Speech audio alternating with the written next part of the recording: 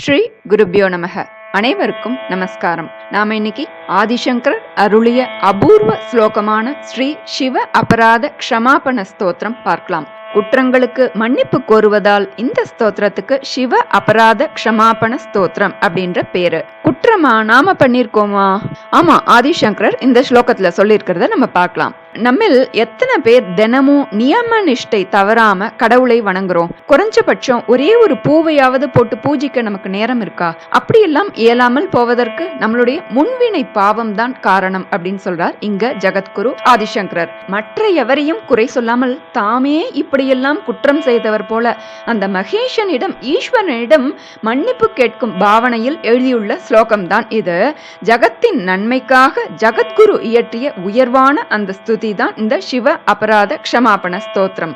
நேரம் கிடைக்கும் போதெல்லாம் இந்த ஸ்தோத்திரத்தை சொல்ல முன்வினை பாவம் யாவும் அந்த முக்கண்ணனின் அருளால் தேய்ந்து நிச்சயம் வாழ்வில் பிரகாசம் பெறுவோம் என்பது உண்மை. உலகத்தை உய்விக்க உமாமகேஷனே எடுத்து வந்த அவதாரமாய் அவதரித்தார் ஆதிசங்கரர். நம்மை பற்றியே சிந்தித்தவர், நமக்காகவே வாழ்ந்தவர். அவருடைய சிந்தனைகள், செயல்கள், பிரார்த்தனைகள் எல்லாமே நமக்காகத்தான்.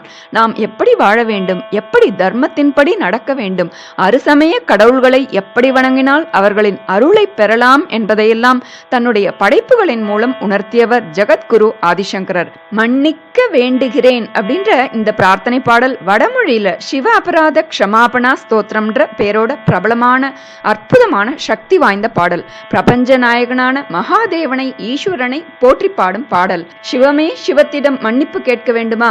கொஞ்சம் யோசித்தால் இதுவும் இந்த வேண்டுதலும் நமக்காகவே என்பது கண்டிப்பாக புரியும்.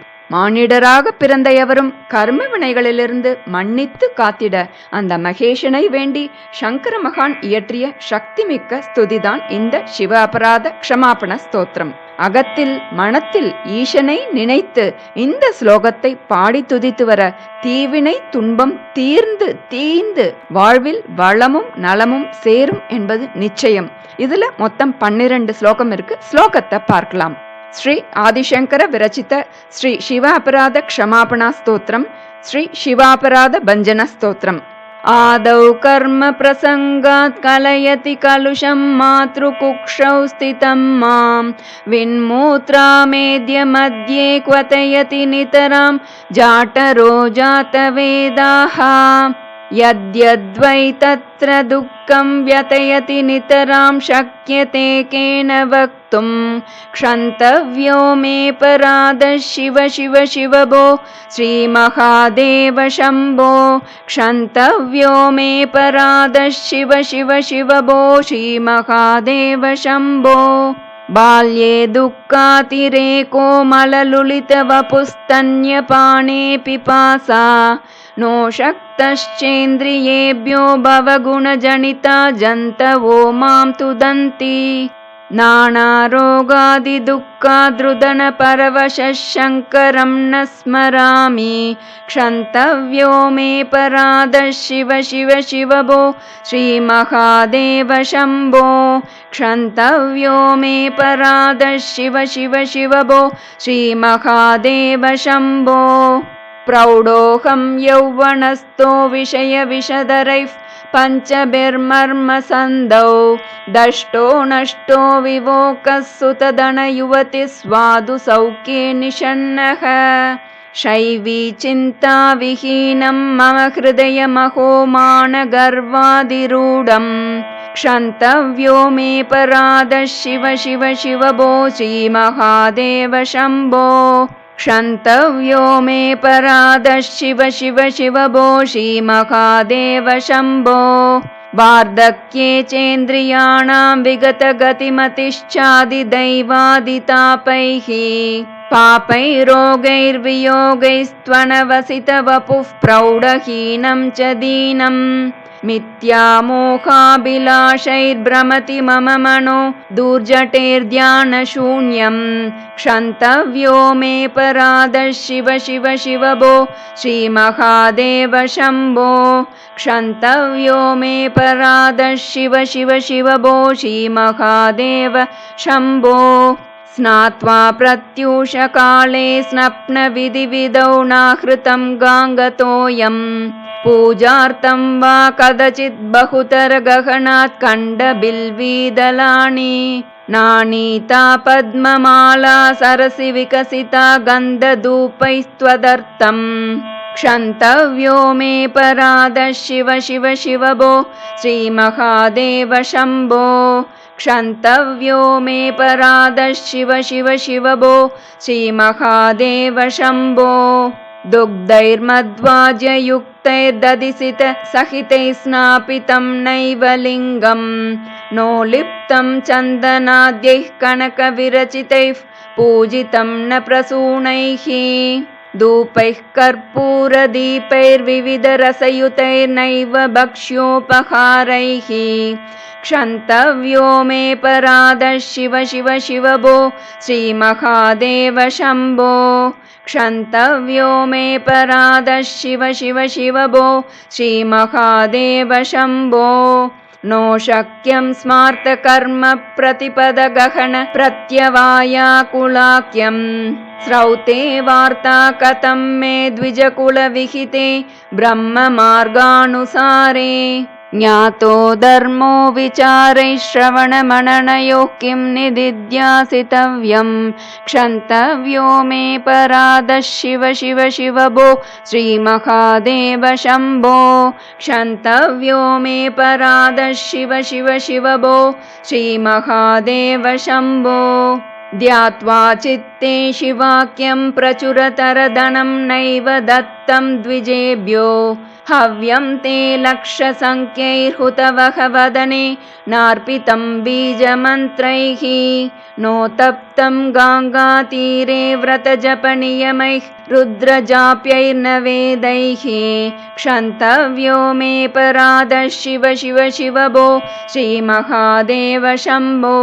क्षन्तव्यो मे परादः शिव शिव शिव भो श्रीमहादेव शम्भो नग्नो निस्सङ्गशुद्धस्त्रिगुणविरहितो ध्वस्तमोहान्धकारो नासाग्रे न्यस्तदृष्टिर्विदितभवगुणो नैव दृष्टः कदाचित् उन्मन्यावस्थया त्वां विगितकलिमलं शङ्करं न स्मरामि क्षन्तव्यो मे परादः शिव शिव शिव भो श्रीमहादेव शम्भो क्षन्तव्यो मे परादः शिव शिव शिव भो श्रीमहादेव शम्भो स्थित्वा स्थाने सरोजे प्रणवमयमरुत्कुम्भके सूक्ष्ममार्गे शान्ते स्वान्ते प्रलीने प्रकटितविभवे ज्योतिरूपे पराके लिङ्गज्ञे ब्रह्मवाक्ये सकलतनुगतं शङ्करं न स्मरामि क्षन्तव्यो मे परादः शिव शिव शिव भो श्रीमहादेव शम्भो क्षन्तव्यो मे परादः शिव शिव शिव भो श्रीमहादेव शम्भो हृद्यं वेदान्तवेद्यं हृदयसरसिजे दीप्तमुद्यत्प्रकाशं सत्यं शान्तस्वरूपं सकलमुनिमनः पद्मषण्डैकवेद्यं जाग्रत्स्वप्ने सुषुप्तौ त्रिगुणविरहितं शङ्करं न स्मरामि क्षन्तव्यो मे परादः शिव शिव शिव भो श्रीमहादेव शम्भो क्षन्तव्यो मे परादः शिव शिव शिव भो श्रीमहादेव शम्भो चन्द्रोद्भासितशेखरे स्मरहरे गङ्गाधरे शङ्करे सर्पैर्भूषितकण्ठकर्णविवरे नेत्रोत्तवैश्वानरे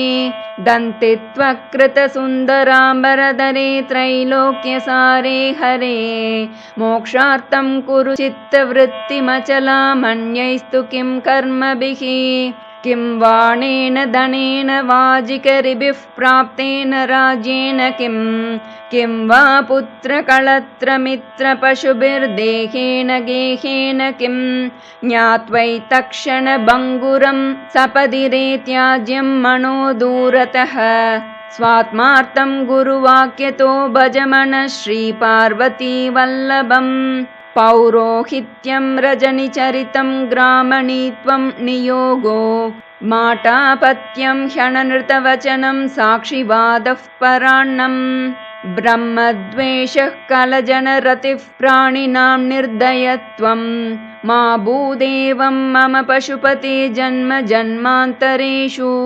आयुर्नश्यति पश्यतां प्रतिदिनं याति क्षयं यौवनं प्रत्यायान्ति गताः पुनर्न दिवसाः कालो जगद्भक्षकः लक्ष्मीस्तोयतरङ्गभङ्गचपला विद्युच्चलं जीवितं तस्मात् त्वां शरणागतं शरणदत्वं रक्ष रक्षादुना वन्दे देवम् उमापतिं सुरगुरुं वन्दे जगत्कारणं वन्दे पन्नगभूषणं मृगधरं वन्दे पशूनां पतिं वन्दे सूर्यशशाङ्कवह्निनयनं वन्दे मुकुन्दप्रियं वन्दे भक्तजनाश्रयं च वरदं वन्दे शिवं शङ्करम् गात्रं भस्मसितं सितं च हसितं हस्ते कपालं सितं कट्वाङ्गं च सितं सितश्च वृषभः कर्णे सिते कुण्डले गङ्गापेन सिता जटा पशुपतेश्चन्द्रः सितो मूर्धनि सोऽयं सर्वसितो ददातु विभवं पापक्षयं सर्वदा करचरणकृतं वा कायजं कर्मजं वा श्रवणनयनजं वा मानसं वा परादं विहितमविहितं वा सर्वमेतत्क्षमस्व शिव शिव करुणाब्दे श्रीमहादेव शम्भो शिव शिव करुणाब्दे श्रीमहादेव शम्भो शिव शिव करुणाब्दे श्रीमहादेव शम्भो इति श्रीमच्छङ्कराचार्यकृत शिवापराधक्षमापणास्तोत्रं सम्पूर्णम्। श्रीगुरुभ्यो नमः।